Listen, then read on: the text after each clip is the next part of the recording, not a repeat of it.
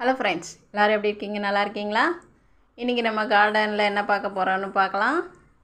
இன்றைக்கி நம்ம கார்டன் பார்த்துக்கிட்டே நம்ம கொடுத்த உரத்தை பற்றி தெரிஞ்சுக்கலாம். வீடியோ ஸ்கிப் பண்ணாமல் பாருங்கள். ஒரு சப்ஸ்கிரைப் பண்ணிக்கோங்க, லைக் பண்ணி ஷேர் பண்ணுங்கள், கமெண்ட் பண்ணுங்கள். நம்ம சேனலுக்கு சப்ஸ்கிரைப் பண்ணி வச்சுக்கோங்க. அப்போ தான் நாங்கள் போடுற வீடியோ உடனுக்குடன் உங்களுக்கு கிடைக்கும். பாருங்கள், அவரை செடியில் நம்மளுக்கு பூ பூத்தாச்சு.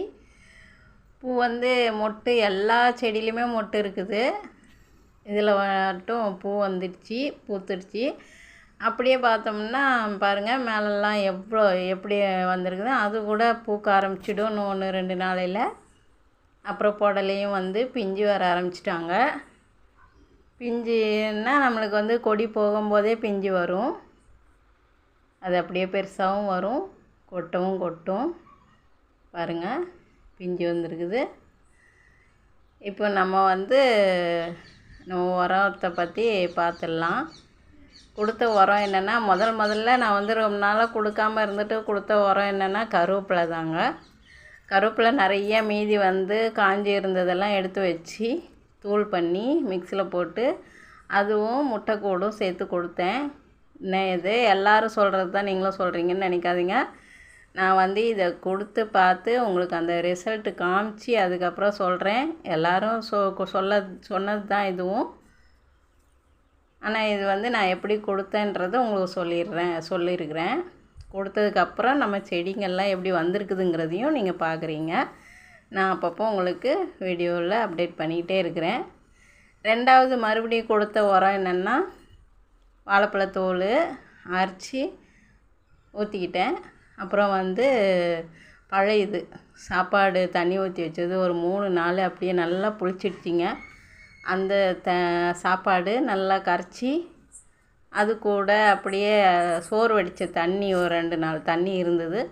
அதுவும் ஊற்றி நல்லா தண்ணி ஊற்றி கலந்துட்டுது ஊற்றிருக்கிறேன் எல்லா செடிக்கும். பார்த்தீங்கன்னா எல்லோ கலர் ரோஸு, அதுவுமே நம்மளுக்கு 2 துளிர் 2லேயுமே மொட்டு வந்தாச்சு. நம்ம எடுத்து வச்சதுக்கப்புறம் வாங்கி வச்சதுக்கப்புறம் அப்புறம் பார்த்திங்கன்னா எல்லா செடியுமே நல்லா நிற்கிது. வாடாமல்லி, அப்புறம் எலுமிச்சை துளிர் வந்துக்கிட்டு இருக்குது. திருநீட்டு பச்சை இலை, இது எல்லா செடியும் நல்லா நிற்கிறாங்க. நம்மளுக்கு காய் கொடுக்க ஆரம்பிச்சிச்சு. இன்னும் நம்ம உரம் கொடுக்கணும். நான் ஏற்கனவே உரம் கொடுத்து ஆயிடுச்சு, 1 வாரம் தாண்டிடுச்சு. லிக்விடாக கொடுத்ததுனால நம்மளுக்கு மழை பெஞ்சிக்கிட்டே இருக்கிறதுனால கீழே போய்கிட்டே இருக்கும். அது உரம் மேலே இருக்காது.